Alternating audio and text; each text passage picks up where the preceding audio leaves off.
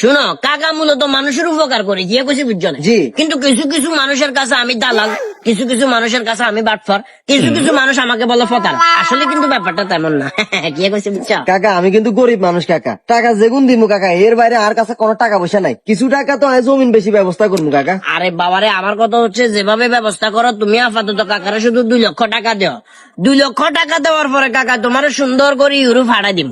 বিশ্বাস করবে কিনা জানি না বাতিজা, এখন পর্যন্ত কাকার হাত ধরে যতগুলা মানুষ ইউরোপ কান্ট্রিতে ঢুকছে একটাও আর ফিরে আসে নাই। কিলে কাকা? ইন্না লিল্লাহি ওয়া ইন্না ইলাইহি রাজিউন। যে কাকা মারা গেছে? আরে না পাগল, ইউরোপে তো সুন্দর সুন্দর রমণীয় গুলো আছে না, হ্যাঁ। ওই জায়গায় সুন্দর সুন্দর রমণীর গো ফেমে পড়ি, যারে পাঠাইছি সে ফট করে বিয়ে করে এটা রয়ে গেছে। ওই চো কাকা না যেভাবে বলছেন আমি মনে হচ্ছিলাম কেউ মারা গেছে। বিয়ের লোকে ইন্নারিল্লা সম্পর্ক কি? আরে বাবারে, ওই ওটা অনেকটা মারার মতো। কি কইছি বুঝো না?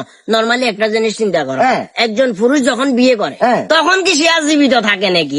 যেটা আমরা দেখি এটা তো হলো দেহ, আত্মা তো ভিতর থেকে লগে লগে মারা যায়। কথা বুঝো না? আচ্ছা হি সাবজেক্ট বাদ দেন কাকা, এখন আমার ফাটান কবে? পাঠাইয়ের কবে বলতে 2 লাখ একবার দেও না, 2 লাখ দিলে দেখি আগামী পরশুদিন হয়তো ব্যবস্থা হয়ে যেতে পারে। 2 লাখের মধ্যে কি সবকিছু সারি দেবো? এম্বাসির কথা যারা বলে এটা একটা সম্পূর্ণ মিশা কথা। সিস্টেম করে 2 অঙ্গা দিলে ধর একখান দিয়ে প্রায় কত, বাকি 5 লাখ পরে দিয়ে দিবি।